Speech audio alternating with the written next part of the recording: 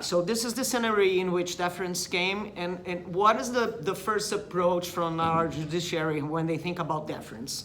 One should take into account the fact that due to the 30 years of military dictatorship, deference is a word that is invested with a very negative semantic charge, because deference was a clause used during the military dictatorship in order to prevent any kind of judicial scrutiny of any sort of decision coming from government.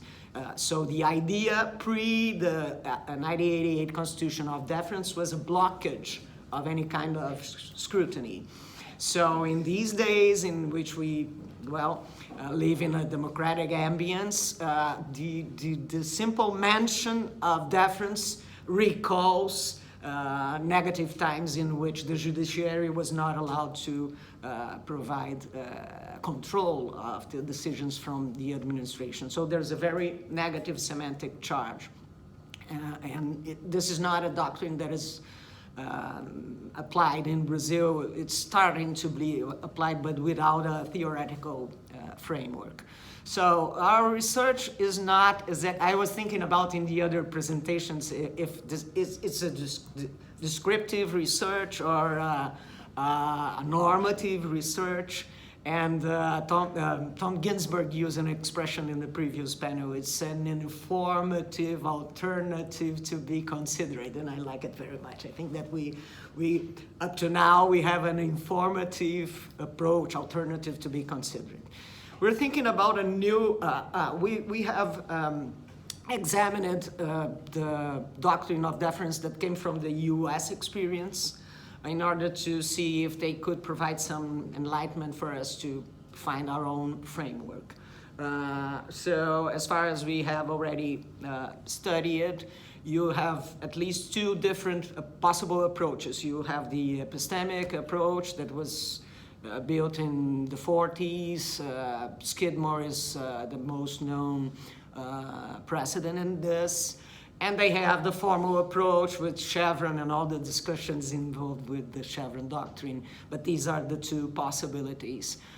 We're trying to deal with something in the middle. We're trying to deal with a model of deference, of deferential approach from the judiciary throughout the administrative choices that will invest broadly mostly in the decisional procedure. So we're thinking about some sort of deference that will be granted to administrative decision that was preceded by planning. So whenever you have an administrative decision, the first question that the judiciary should ask is, what about the process that brought that, the deliberative process that brought that decision, So if deference should be granted to public choices preceded of planned, as we learn in Methodology 101, we should have a concept of deference, a concept of public choices, and a concept of planning. Thinking about the concept of deference, the idea that we're dealing with is a concept with three components. So a deferential approach from the judiciary in Brazil should require, first of all, they should know, they should be informed about what really was the administrative choice in the matter.